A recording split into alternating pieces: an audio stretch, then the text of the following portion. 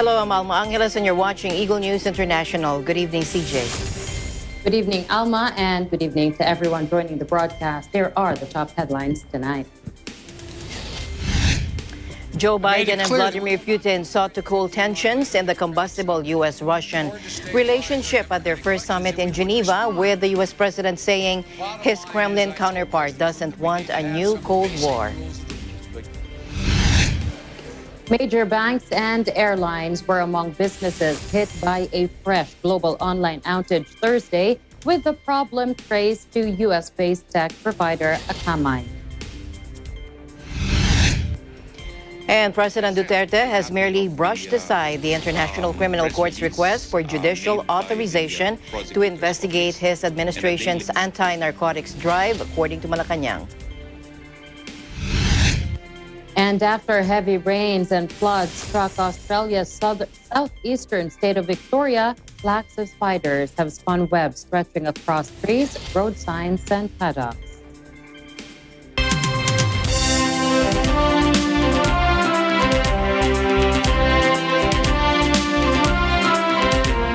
First in the news, Joe Biden and Vladimir Putin sought to cool tensions in the combustible U.S.-Russian relationship at their first summit in Geneva, with the U.S. president saying his Kremlin counterpart doesn't want a new Cold War. Let's listen in. I made it clear that we will not tolerate attempts to violate our democratic sovereignty or destabilize our democratic elections, and we would respond. The bottom line is, I told President Putin that we need to have some basic rules of the road that we can all abide by. And I must tell you, the tone of the entire meetings, I guess it was a total of 4 hours, was good, positive. There wasn't any strident action taken. Что наибольшее количество кибератак в мире осуществляется с киберпространства США.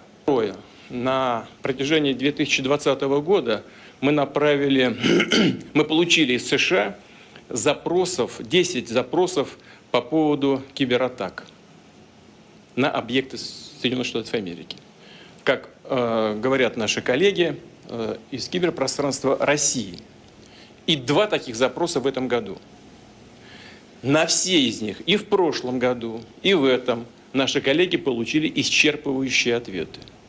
В свою очередь, Россия направила в прошлом году соответствующая структура США 45 таких запросов, а в первом полугодии этого года 35. Ни одного ответа мы до сих пор не получили. Сознательно, хочу это подчеркнуть, игнорируя это требование закона, этот господин выехал за границу на лечение. Now, Washington accuses Moscow of, at a minimum, harboring cyber ransomware gangs and also conducting the SolarWinds cyber attack on U.S. entities. U.S. intelligence had also claimed that Russian agencies conducted a dirty tricks campaign to try and disrupt the last 2 presidential elections. Diplomatic relations between Moscow and Washington had all but broken down since Biden took office in January. After Biden likened Putin to a killer, Russia in March took the rare step of recalling its ambassador, Anatoly Antonov. The U.S. envoy, John Sullivan, likewise returned to Washington. Now, those deep disagreements remain in place.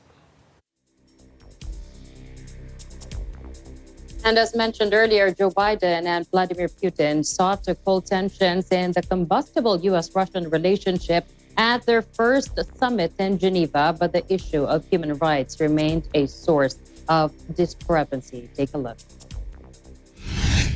Still, the U.S. and Russian relations have a lot of issues accumulated that require the highest level meeting. Тем не менее, российская и американская отношения много вопросов, которые требуют обсуждения на высшем уровне. Still, the U.S. and Russian relations have a lot of issues accumulated that require the highest level meeting. Я надеюсь, наша встреча будет продуктивной. Мы сочувствуем американцам и американскому народу, но не хотим, чтобы это происходило на нашей территории. That's a ridiculous comparison. It's one thing for literally criminals to break through cordon, go into the Capitol, kill a police officer, and be held unaccountable, and it is for people objecting and marching on the Capitol and saying, you are not allowing me to speak freely. You are not allowing me to do A, B, C, or D. Now, here in the country, the Interagency Task Force on COVID-19 resolves to recommend the mandatory wearing of face shields indoors, such as hospitals, schools, workplaces, and commercial establishments. Presidential spokesperson Harry Roque said while waiting for the decision of President Duterte on the recommendation, the existing policy on the use of face shields will remain. Roque says, quote, the wearing of face shields stays such in food establishments, malls, and public markets, public transport, and terminals and places of worship. Based on science, the use of face shield on top of face masks gives an additional protection against the coronavirus. Meanwhile, Australia is providing 13.72 million Australian dollars worth of coronavirus vaccines to the Philippines. Australian Ambassador to Manila, Stephen Robinson, on Thursday said the vaccines will be purchased in coordination with the United Nations Children's Fund, or UNICEF, with a target delivery date within the year. He said this will make an important contribution to meeting the country's vaccine needs in 2021. The Philippines will receive additional procurement and end-to-end distribution support to meet its needs under Australia's new agreement with UNICEF to purchase safe and effective COVID-19 vaccines on behalf of the Philippines. The fresh aid is on top of its support through the COVAX facility, where Australia has so far contributed around 130 million Australian dollars, or approximately 4.78 billion pesos. Australia is the fourth country to allocate specifically to the Philippines the much-needed jabs after China, the United States, and Japan. Japan's government on Thursday approved lifting Tokyo's virus emergency just over a month before the Olympics, but set new restrictions that could sharply limit fans at Games events. The state of emergency in place in Tokyo began in late April and largely limits bar and restaurant opening hours and bans them from selling alcohol. Now that measure will now end in the capital and 8 other regions on June 20. According to Prime Minister Yoshida Suga, it will stay in place in Okinawa though. In place of the emergency, the government will implement the so-called quasi-emergency measures in Tokyo and 6 other areas until July 11. The measures will slightly relax the rules on alcohol, allowing sales until 7 p.m., but still asks restaurants and bars to shut at 8 p.m. Crucially, with just 5 weeks until the pandemic-postponed games open, Tokyo is likely to maintain strict limits on the number of spectators allowed at large events. The current state of emergency allows only 5,000 people, or 50% of venue capacity, whichever is smaller. And on Wednesday, the government approved an upper limit of 10,000 spectators for areas not under any restrictions. Those rules are likely to guide Olympic organizers when they decide in the coming days how many domestic fans, if any, will be allowed to attend.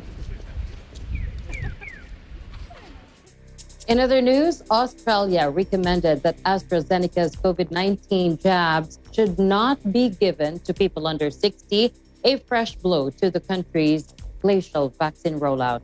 Health Minister Greg Hunt said concerns over possible links to blood clots meant Pfizer was now the preferred vaccine for everyone under 60 years old. Take a look. They have recommended an increase in the age range for those who should be using AstraZeneca from 50 to 60 and above, and they have therefore recommended that Pfizer is the preferred vaccine for under 60s. They have strongly recommended that second doses be completed for all of those who have had AstraZeneca who are under 60 years of age. Our response is really fourfold. Firstly, we accept the advice and accept that Pfizer is the preferred vaccine for under 60s. Australian authorities had already restricted the AstraZeneca shot to those over 50 in April after several cases of severe blood clots were possibly linked to it. Thursday's further restriction came after a 52-year-old woman died of blood clotting after receiving the jab. Australia has invested heavily in the AstraZeneca vaccine, developing a facility to produce 50 million doses locally.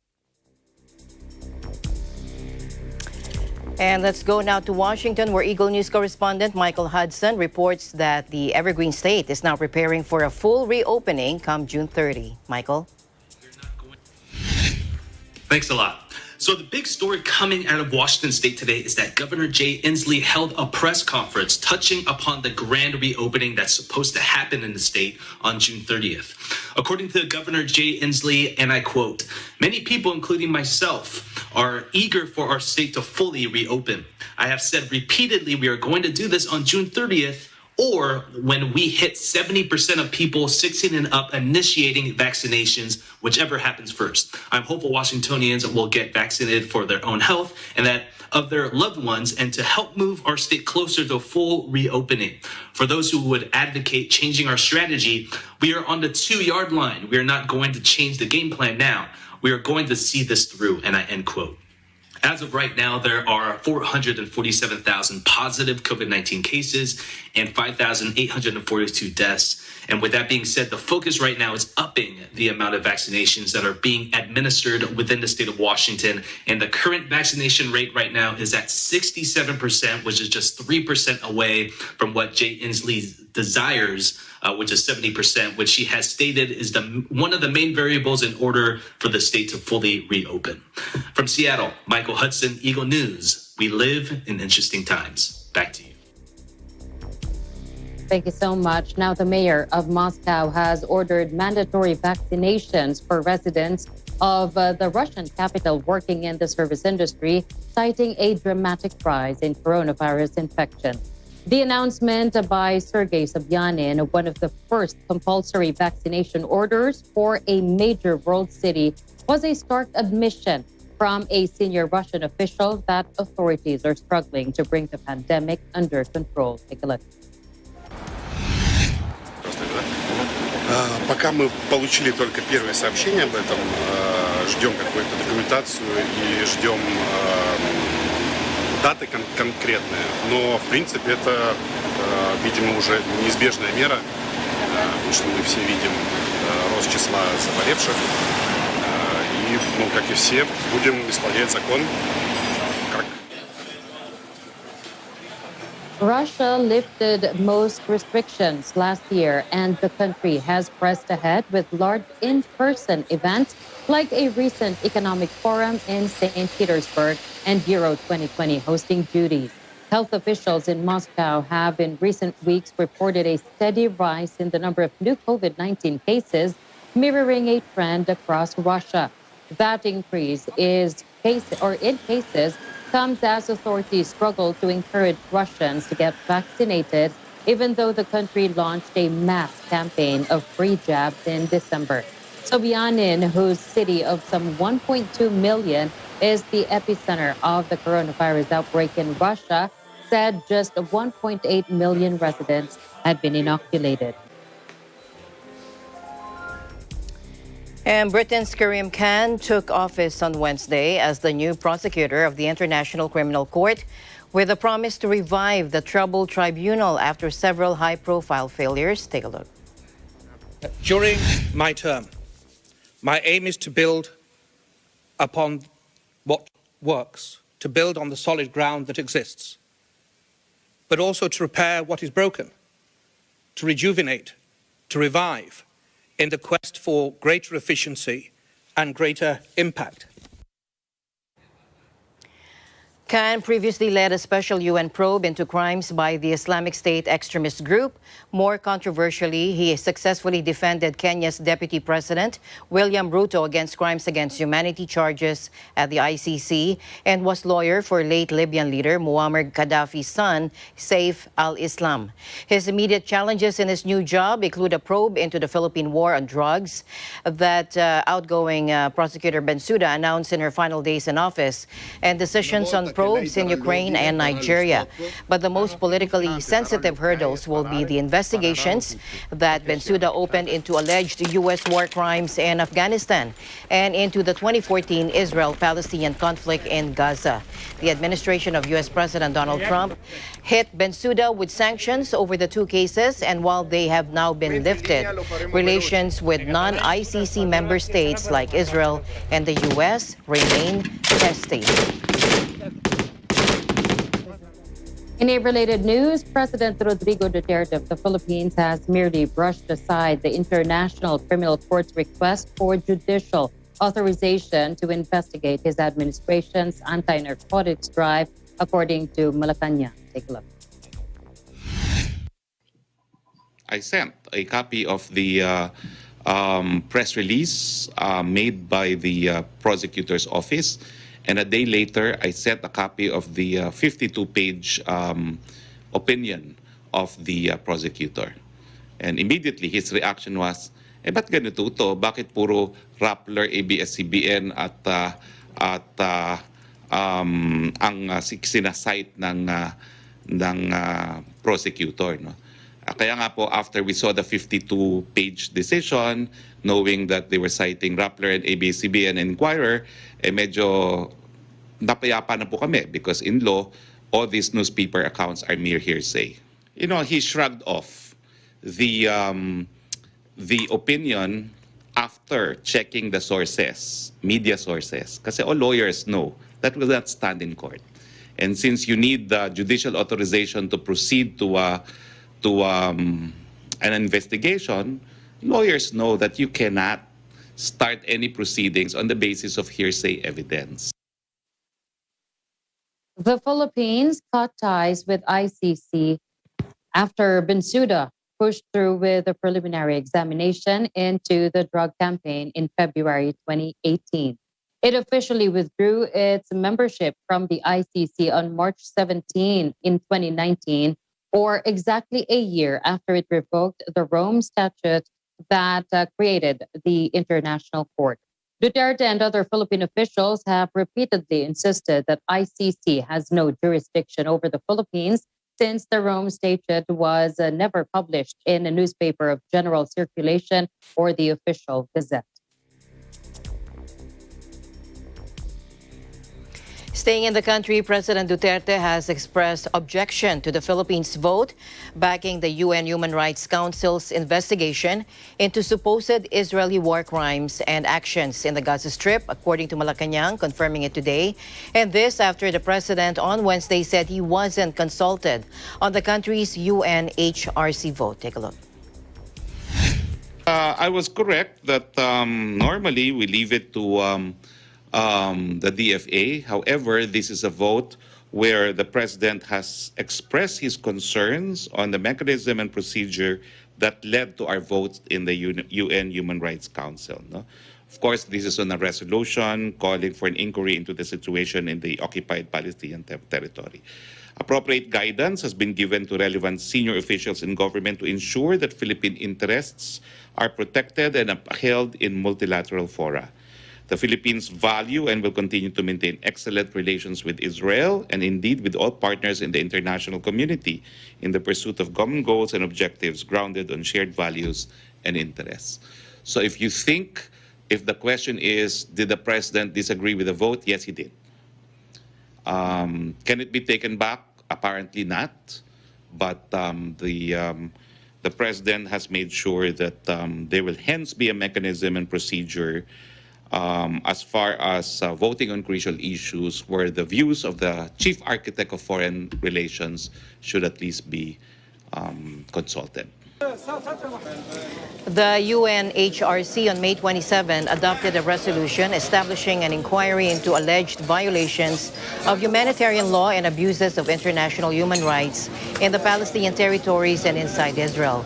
The Philippines is among the 24 UNHCR state members that voted in favor of the investigation into the decades-long systematic discrimination against and domination over Palestinians. Secretary Roque said the president has raised concerns over the mechanism and procedure on making a vote in UNHRC's resolutions. President Duterte, Secretary Roque said, has expressed optimism that state leaders would be consulted first before UNHRC lets state parties vote in any of its resolutions. The Philippine National Police Chief General Guillermo Eleazar has ordered the PNP Drug Enforcement Group to coordinate with the Philippine Drug Enforcement Agency, or PDEA, in seeking court approval for the immediate destruction of the more than 1 billion pesos worth of shabu seized in separate operations over the weekend. In a statement, Eleazar said the buy-bust operations on June 13 in Cavite and Parañaque City, which resulted in the arrest of two big-time Chinese drug traffickers, was so far the biggest single-day drug haul of the PNP and the PDEA. The operations resulted in the confiscation of 155 kilograms of shabu worth 1.054 billion and pesos, and the arrest of two Chinese nationals, Zhu Zun Chen and Man Kwok Wong. Chen was arrested in a buy-bust operation in Baclaran, Parañaque City, while Wong was nabbed along the Aguinaldo Highway in Imus, Cavite. Hong Kong National Security Police conducted a fresh raid on the pro-democracy newspaper Apple Daily today, arresting 5 executives and carting off computers in the latest blow to the outspoken tabloid. The paper and its jailed owner, Jimmy Lai, have long been a thorn in Beijing's side, with unapologetic support for the financial hub's pro-democracy movement and scathing criticism of China's authoritarian leaders. More than 500 officers conducted a dawn operation, which authorities said was sparked by articles Apple Daily had published appealing for sanctions against Hong Kong and China's leaders. It is the first time the content of media reporting has sparked arrests under the city's new national security law. In a message to readers, Apple Daily warned that Hong Kong's press freedoms were hanging by a thread, but the paper vowed to stand tall. Its union described the operation as a wanton violation of press freedom that displayed how much police power has inflated under the national security law. Police said the 5 executives were arrested for collusion with a foreign country or external elements to endanger national security. Authorities also seized 18 million Hong Kong dollars in Apple Daily assets, the first time a national security law seizure order has been made directly against a Hong Kong media company rather than an individual. Secretary for Security John Lee declined to say which articles breach the security law or whether those who share the articles online bought Apple Daily or its shares might be at risk. Until Thursday's raid, authorities had left the company's assets alone. It's unclear whether Apple Daily will now be able to pay its staff. China says the security law was needed to return stability to the international financial hub. In other news, nearly a week after an Oahu grand jury decided not to indict the police officers involved in a shooting that killed a 16-year-old boy, 3 HPD officers were charged yesterday through a district court complaint. Jeffrey Tom was charged with 1 count of murder in the 2nd degree, and officers Zachary Annie and Christopher Fredalucis have been charged with attempted murder. Police have said SICAP was driving a stolen Honda linked to an armed robbery, burglary, purse snatching, and car theft, and led officers on a chase before the shooting. Deputy Prosecutor Christopher Van Marter said in court documents that Thumb fired 10 rounds into the rear window of the Honda without provocation. 8 of the shots hit Saikap, injuring him in the back of the head, back of the neck, upper back, and left arm. Saikap was pronounced dead after arriving at the hospital. Predaluces fired one shot but did not hit Saikap. Deputy Prosecutor Christopher Van Marter said that while Thom claimed the Honda rammed into his patrol car, body camera footage did not show that. Thom's patrol car sustained a few minor paint chips and some black scuff marks. All 3 officers face up to life in prison without parole if convicted.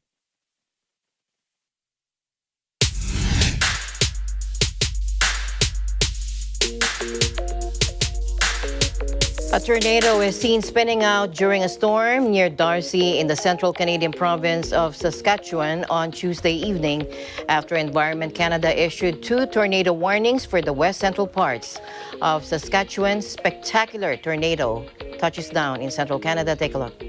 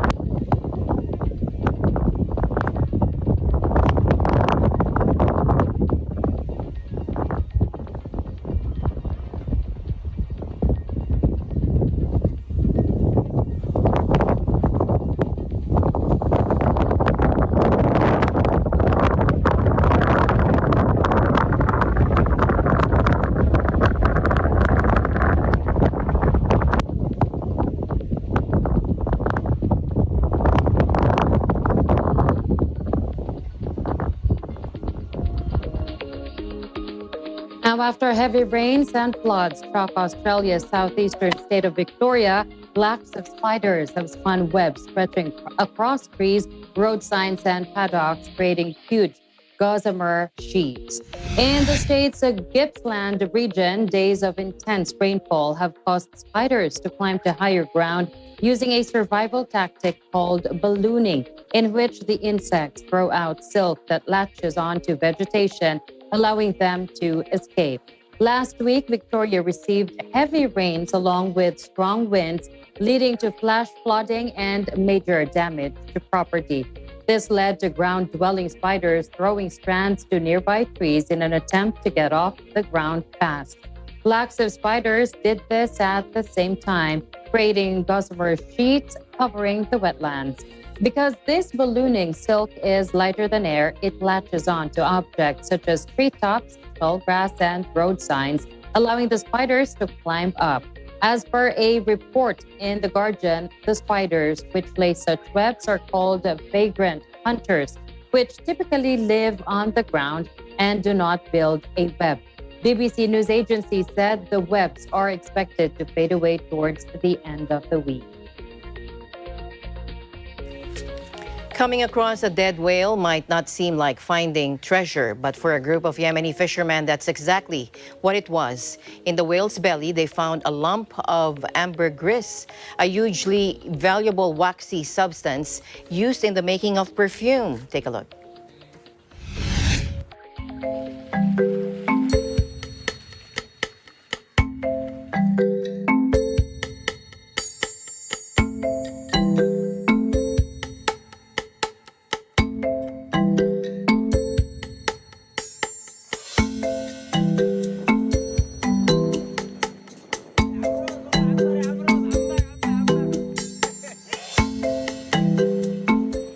احنا ناس صيادين، ناس بسيطين، ندور حق قوت يومنا. يعني ما ندور، لو حصلت لك حق قوت يومك الحمد لله. يعني فجأة كذا أرحم الراحمين أعطانا احنا هذا من فضله.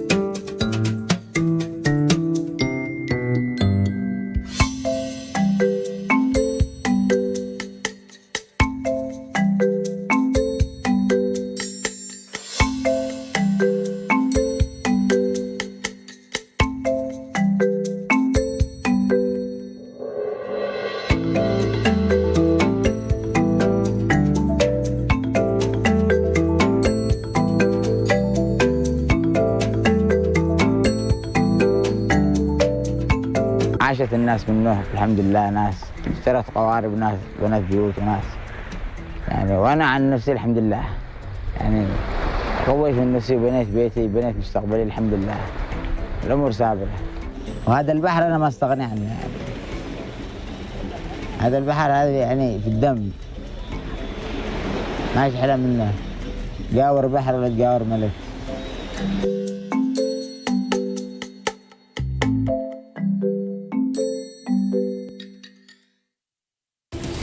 And the news continues here on Eagle News. We'll be right back.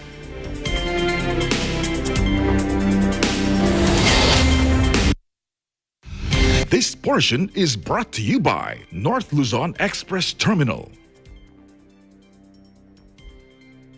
Mula noon hanggang ngayon, gabay natin ang MTRCB ratings sa matalino at responsableng panonood.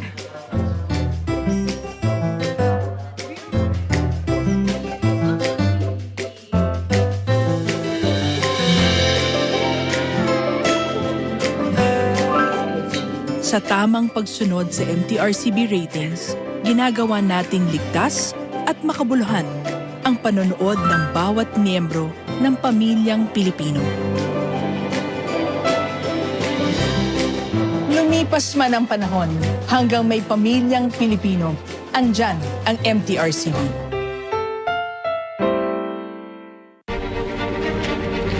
It's time to take one step further and face the impossible. Time to search the unknown and fight for the truth. Time to overcome boundaries and connect the world.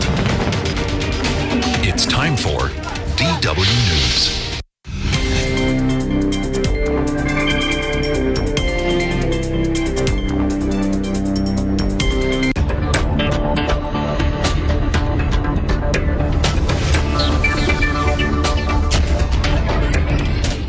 Welcome back to the news. Stringent implementation of measures against the spread of COVID-19 is seen as the key for the continued reopening of the economy and to help address the employment situation in the country.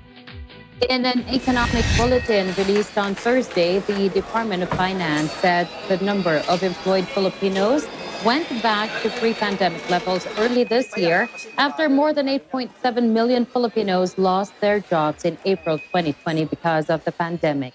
It said employed individuals reached 43 million as of January 2021, higher than the 42.5 million during the same period last year. As of last April, employment reached almost 43.3 million, but Economic Bulletin said this could be higher if not for the reimposition of a 2-week enhanced community quarantine starting March 29 in the National Capital Region, plus to address the surge in COVID-19 infections and the implementation of the modified ECQ in the succeeding weeks. NCR Plus also covers 4 nearby provinces, namely Bulacan, Rizal, Laguna, and Cavite.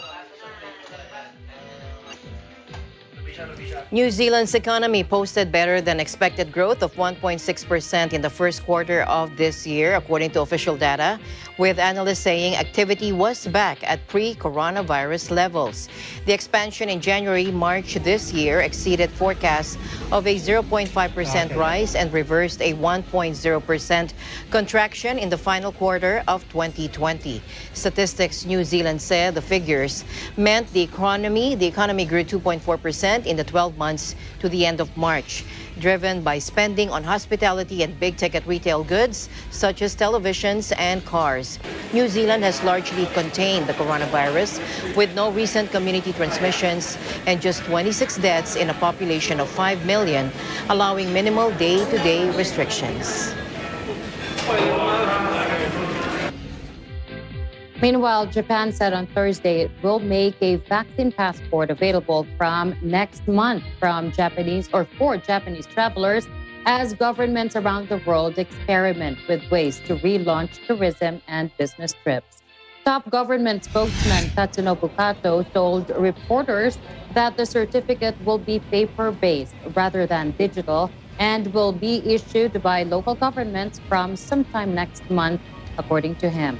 Company officials have been keen for a vaccine document that would help re-establish business travel.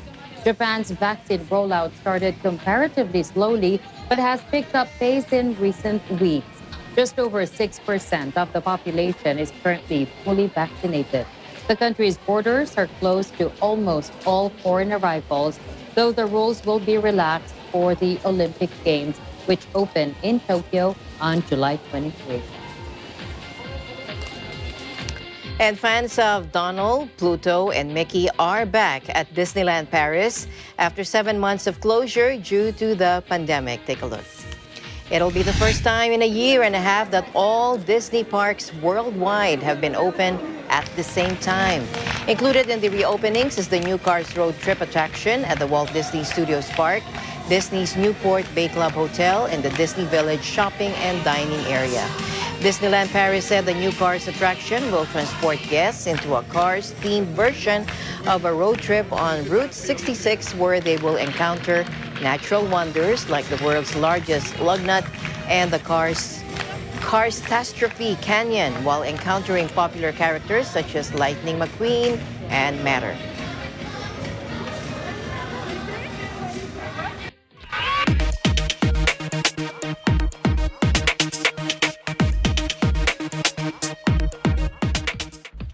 Google Philippines has launched the Android Earthquake Alert System, a free feature that detects earthquakes around the world and alerts users. The system alerts people in two ways, via the search engine and directly on the Android mobile device.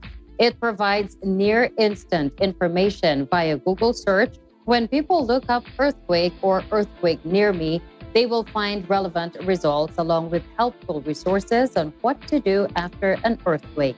The Android device notification, on the other hand, provides an early warning alert when accelerometers detect an earthquake in an area. It sends a signal to Google's earthquake detection server along with a course location of where the shaking occurred. The server then takes this information from smartphones to analyze if an earthquake is happening, where, and its corresponding magnitude.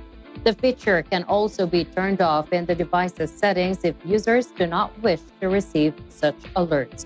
On mobile devices, the Android Earthquake Alert System displays two types of alerts, depending on the magnitude and intensity of the earthquake. Google said the Android Earthquake Alert System was first introduced in New Zealand and Greece.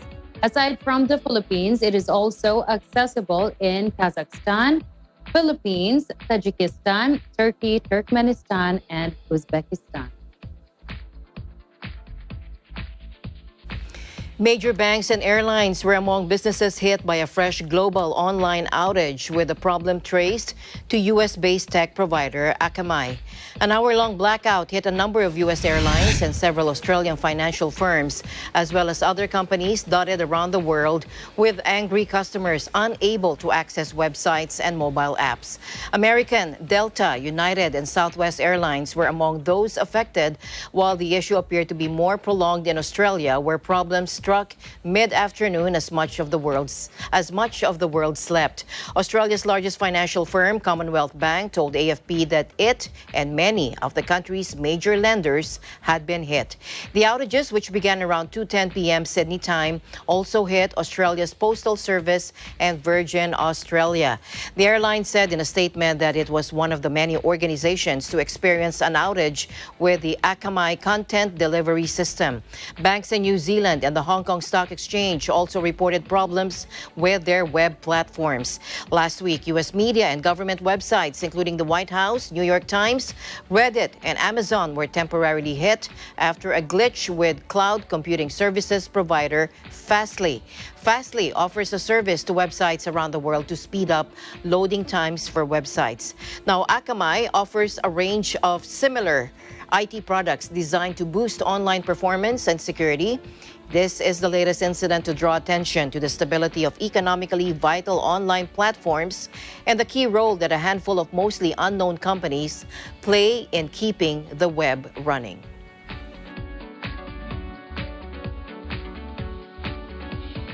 The first astronauts arrived at China's new space station in the country's longest crewed mission to date, a landmark step in establishing Beijing as a major space power. The trio blasted off on a Long March 2F rocket from Jiuquan Launch Center in the northwest China's Gobi Desert, and their craft docked around 7 hours later at the Tiangong station, where they will spend the next 3 months. Around 7 hours after liftoff, space officials confirmed that the craft had docked with Tianhe, the core module of the country's new space station. The group will be setting up their living quarters and are expected to open the door to the Tianzhu 2 cargo craft, which docked earlier with the core module on Friday morning. The mission's commander is Ni Haisheng, a decorated Air Force pilot in the People's Liberation Army, who has already participated in 2 space missions. The 2 other members are also from the military. The Tianhe module of the space station has separate living quarters or spaces for each of the astronauts, a space treadmill and bike for exercise, and a communication center for emails and video calls with ground control. Huang Weifan of the China Manned Space Program said the astronauts would perform 2 spacewalks during the mission, both lasting around 6 or 7 hours. The launch of China's first crewed mission in nearly 5 years is a matter of huge prestige in China, as Beijing prepares to mark the 100th anniversary of the ruling Communist Party on July 1st with a massive propaganda campaign.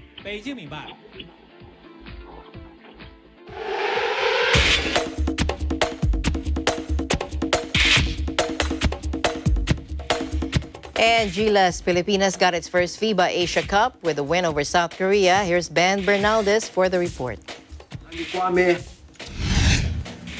Gilas Pilipinas booked a place in the FIBA Asia Cup Championship after beating South Korea 81-78 in the third window of the qualifying phase at the Angeles University Foundation Sports and Cultural Center on Wednesday night. SJ Bilangel won it for Gilas as he scored on a buzzer-beating foul-away three-pointer against the outstretched arms of Lee Seong-yun. The game-winner capped Gilas' comeback from 17-point down in the second quarter. Bilangel's clutch moment was cute. Bilangel's clutch moment also canceled Lee Young-jung's cue. Bilangel's clutch moment also canceled Lee Young-jung's own shot. Bilangel's clutch moment also canceled Lee Young-jung's own shot from beyond the arc that tied the game at 78-all with 2.9 seconds left, which was set up after Angie Kwame missed what would have been the dagger bonus free throw of Lee's foul. Dwight Ramos led Gilas, which beat Dwight Ramos led Gilas, which beat South Korea for the first time since the 2013 FIBA Asia Cup semifinals in Pasay. Dwight Ramos led Gilas, which beat South Korea for the first time since the 2013 FIBA Asia Cup semifinals in Pasay City, with 16 points, 5 rebounds, 2 steals, and 1 block. Bilangel added 13 points, 5 rebounds, and 2 assists as the Philippine side remained unbeaten after 4 games. Angie Kwame had 12 points, 6 rebounds, 1 assist, and 1 block, while Kai Soto made 11 markers, 7 rebounds, 2 assists, and 1 steal in their match-anticipated debut in Gilas' senior team. Ricardo Ratliff put up 24 points, 15 rebounds, and 2 assists for South Korea, which lost for the first time in the ACQ after 2-0 start during the first window last year. Meanwhile, Coach Tom Baldwin praised the performance and competitiveness of Kai Soto in Gilas Pilipinas' dramatic 81-78 win over South Korea to secure a spot in the FIBA Asia Cup. The 7'3" finished with 11 points, 7 rebounds, and 2 assists in 18 minutes in his senior national team debut, despite having to make a lot of catching up after arriving from the United States last May 31st. Coach Tom Baldwin said Soto's response from a slow start against South Korea's naturalized player Ricardo Ratliff allowed him to make the most of minutes in the opener of the final qualification window at the Angeles University Foundation Sports and Cultural Center in Pampanga.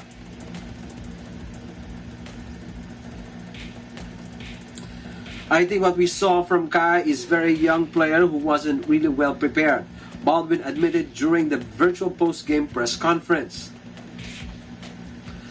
But what a heart he has. First couple of minutes he tried to score, but he was very disrupted with the physicality of Ratcliffe, and what we saw was him making an adjustment. He started to deliver back, dish back physicality. But most importantly, you just saw the determination from Kai Soto to impact the game, Baldwin added. For EN Sports, I'm Ben Bernaldez. We live in interesting times. Thank you. Thank you so much, Ben. In other sports news, with the absence of Kyrie Irving and an injury-wobbled James Harden playing with a strained hamstring, Kevin Durant stepped up his game in historic fashion against the Milwaukee Bucks to help the Brooklyn Nets take a 3-2 lead in their Eastern Conference semifinal series. Here's Denny Sumagi for the report. Denny. One of the best playoff NBA basketball games in New York was held on Tuesday night at Barclays Center, as Kevin Durant erupted for a 49-point, 17-rebound, 10-assist game to help the Brooklyn Nets take a pivotal 3-2 lead over the Milwaukee Bucks. Durant explained his performance, plus we'll hear more on head coach Steve Nash, James Harden, and Milwaukee Bucks All-Star Giannis Antetokounmpo on the historic performance of KD. I didn't even think about nothing but just each possession. You know, I was just trying to win each possession, and I didn't think about how many points I had or shot attempts, like, you know, or rebounds, assists. It was more so like, just let me do what I need to do each possession. And that's the approach I always take, and I was able to rack up some points. I did play every minute, so, you know, that helped with my point total. But for the most part, I just tried to stay engaged on the defensive side of the ball all game. Historic performance. I mean, he played the entire game. He barely missed. Got to the line, 17 rebounds, 10 assists, 3 steals, 2 blocks. I mean, 49 points. I mean, it's ridiculous what he's able to do. I think we know he's capable of nights like this, but to do it tonight, you know, we lose Kai. You know, James obviously is soldiering through, you know, his ailments.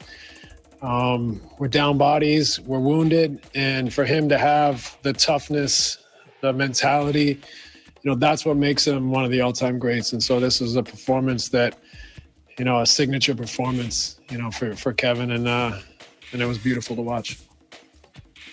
No, obviously, KD had an unbelievable game, you know, and carried us, but just Jeff, you know, made some shots. This is a great team win for us.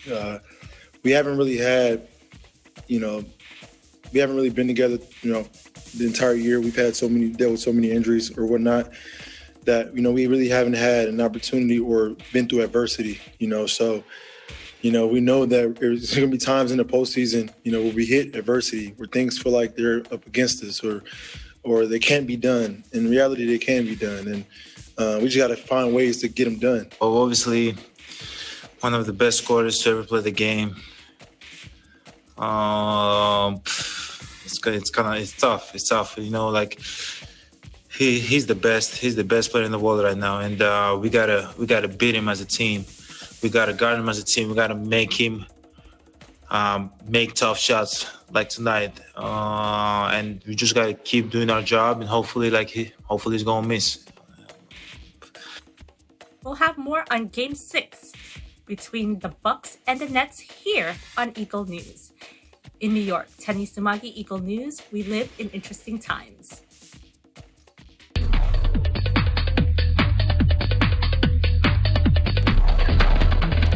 And here's Julianne Ducena to tell us what to watch out for in theaters. Now, take a look. Out in theaters today is The Hitman's Wife's Bodyguard, an action comedy that makes it a great option for date night. Like all action movies, it has its share of violence and a dangerous plot. But you may be surprised to find that this sequel includes underlying messages and value points for all of us. Pay attention, okay? Hey there, future Michael. It's today, Michael. I think you'd be proud to know that the sequel builds on the first movie in a delightful way. Sometimes it can be terrible because a sequel will just sort of exploit all the great things about the first movie and then reiterate them again. This movie doesn't do that. It sort of hijacks the tone and the sentiment in a great way, but gives life to so many more new and wild elements. Don't I know you? Sonia Kincaid. The mafia took my husband. We have to go get him. No. I if you didn't see the last one, it doesn't matter. The film stands on its own. But if you saw the last one, it's more about the how this relationship evolves. And it's not just the action, but it's really about the relationship. The connection between Ryan and I, only gets better because, the more time we spend together, the more we know about each other, the more we hate each other in a way that, makes sense. I'm this exasperated straight man who's just had enough, and Sam kind of brings this mercurial crazy element, and then Selma just next levels that. So, we're really sort of filtering the narrative through the prism of Bryce's kind of viewpoint and experience of these two people who are literally made for each other. They're crazy, his crazy matches her crazy and vice versa. No killing. No guns, and no blood. Boring is always best, understood? She continues to amaze him in terms of, I thought Darius was crazy, but wow. So she continues to surprise, but she also continues to draw him in a way, because she truly wants to love him or wants him to understand that she cares about him. I'd love the audience to take away a sense of fun and adventure, and that ultimately family's really important, and it's the people we love at the end of the day that matter most. It's also about a young man that is in dire need of a strong father figure, and he's never had it and has always wanted it. And what do we want from all our father figures is validation, and I think ultimately that's what the film's about.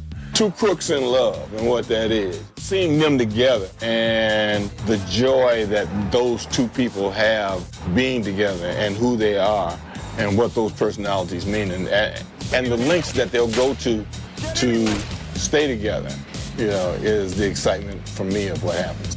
I love their love story. It's fantastic to be watching a movie that is a love story, even it's an action movie. And it's about staying in love, not falling in love for the first time, but staying in love for a long time. That's the key to the action comedy genre, and certainly with the buddy action comedy genre. You can have these characters that ultimately at different ends of the spectrum, but they all each have a quality that they need to learn from one another. And so it's, in a sense, it's a love story. And it ends happily ever after. So, like all good family films. Except this film is not PG rated. Remember that, please. Even though it highlights the importance of commitment and family, it's still not the best choice if you're watching with kids. For families watching this weekend, consider Fatherhood. It will be out this Friday on Netflix. Fair warning, everyone, you may need to break out some tissues as we watch a widowed father cope with the fear, insecurity, and chaos parenting can bring. I need help. I need the crying to stop. How do I make the crying stop?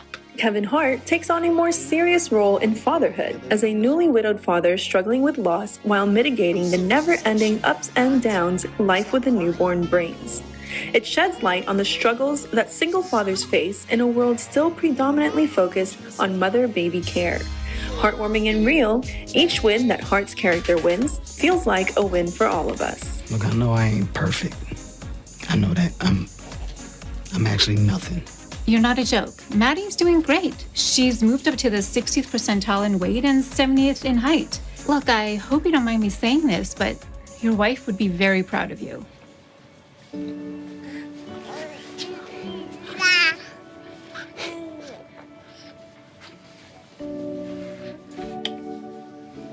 Of course, as is always the case with kids and new parents, there's also a lot to laugh at, and we can always expect Hart to make the most of those moments.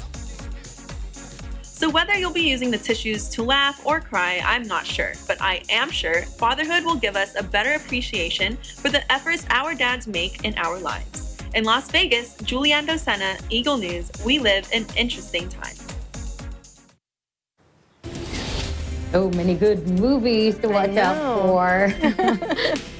Well, I'm going to be gone this weekend. I'm going to be watching those.